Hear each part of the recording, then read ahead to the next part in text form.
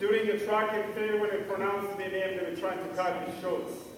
Instead of saying Tuhabonye man, they would just say Tuhabonye. That's how the name came from. Really, I learned what my name means. Man of heart. And while I was laying down in the hospital, trying to understand how in the world those people trying to kill me, yesterday they were my friend. I was betrayed by my headmaster, my classmate, my teammates, my friend. Laying in the hospital, that's when my life changed. The thing that inspired and motivated the most, I received an invitation. It was a letter inviting me from Tulane University, inviting me to run on a full scholarship. And I said to myself, wait a minute, there is somewhere in America that still believe that I can do it. That was a message of hope. From that time, a friend of mine, I came up to ideas I never had before. A friend of mine came to see me on a bicycle. I said, hey, the doctor wants to talk to you. I took his bike, and my friend, I could not stretch his leg. It was big.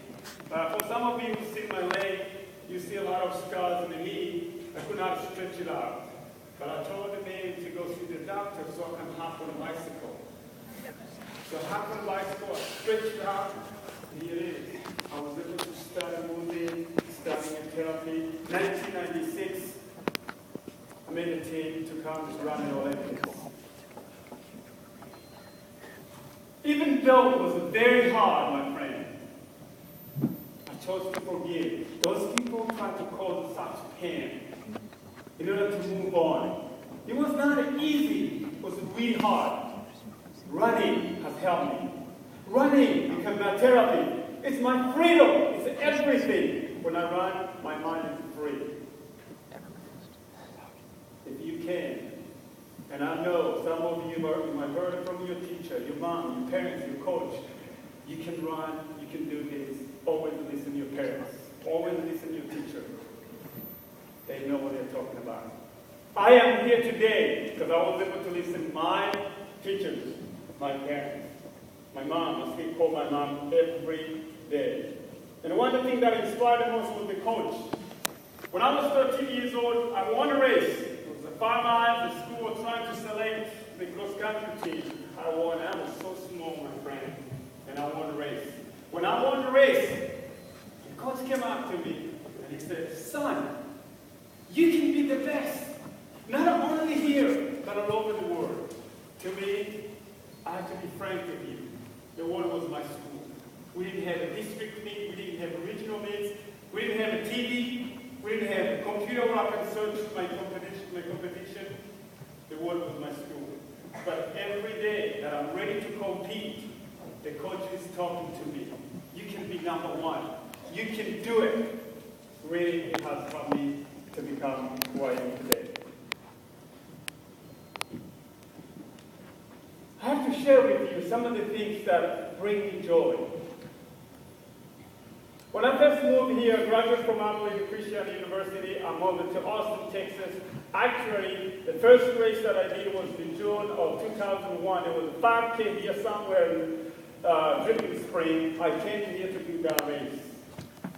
And I will never forget the incredible people that I met that inspired me to do what I do and be able to move on.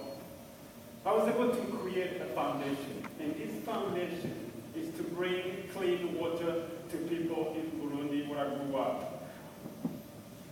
Most of us, when you get up in the morning, what do? Just turn the sink, brush your teeth, and you're ready to go. There is a group out there that still walk miles and miles to go get water. To me, it brings me joy because I was able to help 8,500 people. They're getting the clean water close to home. Not inside their homes. A mile, half a mile close to home. Those are things that bring me joy. Joy is being married to my beautiful wife, Trevine. And joy is watching two beautiful girls, Emma and Grace, discover the world. And I felt great. And an extra level of joy when I became a citizen last year of this country. I cannot tell you how proud I am.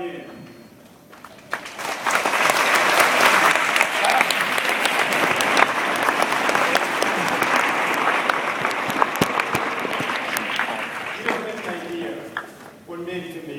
Travel miles and miles to be in this country and to be able to do what I do. It's such an amazing feeling. Now, you're listening all my story. Some are good, some are bad, but you can summarize my life in 3 equal segments. Starting my life, running freedom in mountains over Africa, like a free child, chasing the cows, getting water. Then I ran for my life. Right now, I run with joy. My message to all of you here, in everything you do, always run with joy. Thank you, thank you, thank you.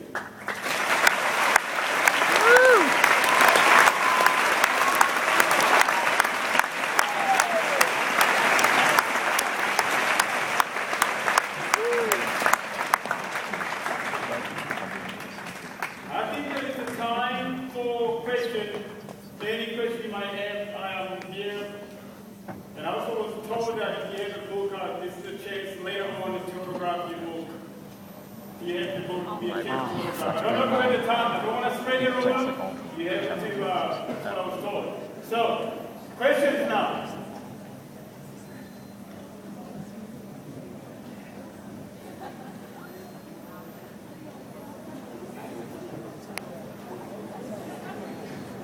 What made you want to start your own running group here in Austin? That's a really, I would say, a cool question. First of all, I never thought I would make money by coaching people. One time, I was just, when you are an elite, I was just too selfish. Just me. One time, I was running on Town Lake. The other 3 women asked me to help them to become a better runner. So they were doing a triathlon. So I started helping them, watching them, their form, their technique. So they were kind of a 10-minute mile. Over a month, they were 8-minute mile. So they went to their companies, to their friends that they met incredible guy and very knowledgeable. So one time, I went to give a lesson for 3 people and 22 people show up. When these people showed up, this is what they said to me. And I was doing for free. This is what they said to me. Your time is so valuable, you're so knowledgeable, we'll pay you. And they come up to a plan. We're going to pay you 6 weeks, we're going to pay you $120 in 6 weeks, but we need a name. We need to identify ourselves. And I started looking at my beautiful, the world's gazelles. Here the name was born. And that's how we really started. And it's been growing since. Thank you for asking that question. Yeah.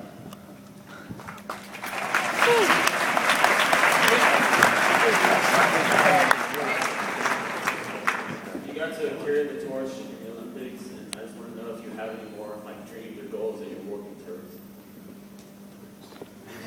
The running wise? Or just running wise, or just anything. Do you have any big plans that you're still trying to accomplish? Thank you for the question. One is, let me tell you, to carry the Olympic torch, I didn't tell you this. We were told to follow the motorcycle, right? You've seen it on the TV, right? They have a motorcycle in front, and the runners, you have to stay behind. And then when they move in, you have to move it slow. You can't move fast. But what happened for me was the emotion, the excitement. I started running fast. I didn't care. They are torch. They are fire that's been burning. Now I have in my hands. I was running so fast because of joy. It was nothing else.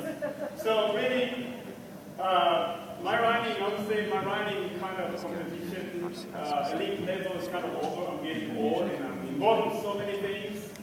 But right now I'm focusing on giving back to the community. The community that I have to do the most. One is to provide clean water to Africa. I have a goal, I have a dream to